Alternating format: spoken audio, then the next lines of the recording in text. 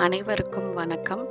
இன்றைக்கி நம்ம பார்க்க போகிறது உடச்சி ஊற்றின முட்டை குழம்பு எப்படி வைக்கிறதுன்னு பார்க்கலாம். அதுக்கு தேவையான பொருட்கள் இவையெல்லாம். நான் இன்றைக்கி ஒரு 5 முட்டையை வச்சு குழம்பு செய்ய போகிறேன். ஒரு கடாயில் தேவையான எண்ணெய் எடுத்துக்கோங்க.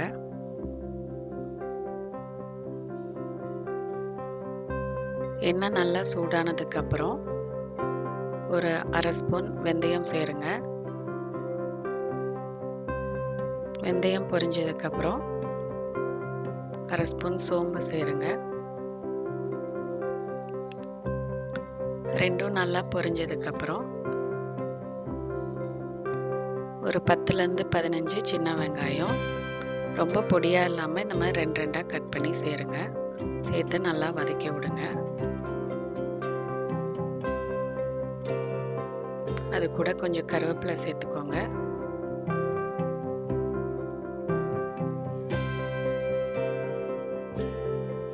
ஒரு 4-5 பச்சை மிளகாயை 2 கட் பண்ணி கீரி போடுங்க.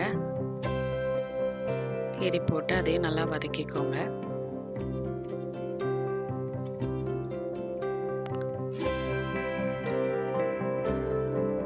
அது நல்லா வதங்கின அப்புறம் ஒரு 10-12 பூண்டு பல்ல அப்படியே முழுசாவே போடுங்க.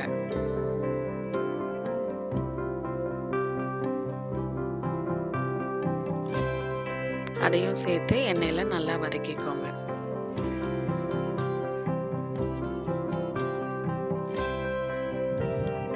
எல்லாம் நல்லா வதங்கின அப்புறம் 2 தக்காளியை பொடியாக கட் பண்ணி சேர்த்துக்கோங்க.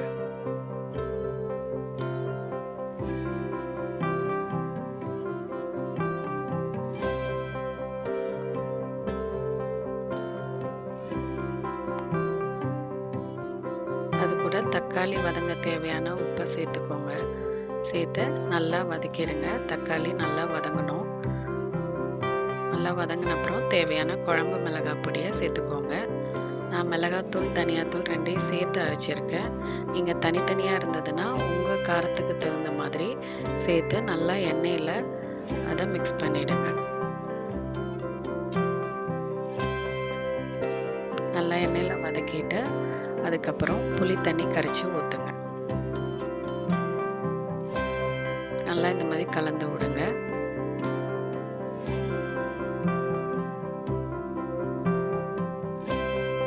குழம்புக்கு தேவையான உப்பை சேர்த்துக்கோங்க.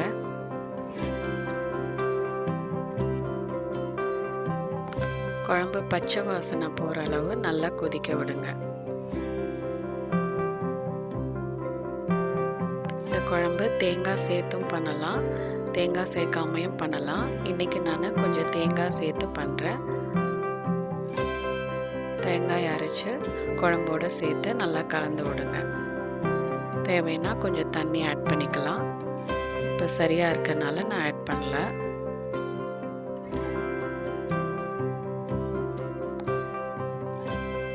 தேங்காய் சேர்த்து ஒரு 5 நிமிஷம் நல்லா குழம்ப கொதிக்க விடுங்க.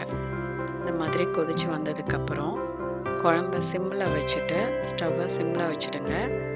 வச்சுட்டு ஒரு கரண்டியில் முட்டையை உடச்சி ஊற்றி ஒவ்வொரு இடமா பார்த்து மெதுவாக ஊற்றுங்க. டைரெக்டாக முட்டையை உடச்சி ஊற்றுனா கெட்டு போயிருந்தால் குழம்பு வேஸ்ட்டாக போயிடும். அதனால் ஒரு கரண்டியில் முட்டையை உடச்சி ஊற்றி நல்லா இருக்கான்னு செக் பண்ணிவிட்டு ஊற்றுங்க. ஊற்றிட்டு மூடி வச்சிடுங்க. ஒரு 3 நிமிஷத்துக்கு அப்புறம் ஒரு பக்கம் முட்டை வெந்துடும். ஒரு ஃப்ளாட்டான கரண்டி எடுத்து மெதுவாக ஒவ்வொரு முட்டையாக திருப்பி விடுங்க. முட்டை உடஞ்சிடாமல் மெதுவாக அப்படியே திருப்பி விடணும். அந்த மாதிரி எல்லா முட்டையும் திருப்பி விடுங்க. திருப்பி விட்டு ஒரு 5 நிமிஷம் வச்சிங்கன்னா முட்டை வெந்து குழம்பு ரெடி ஆகிடும்.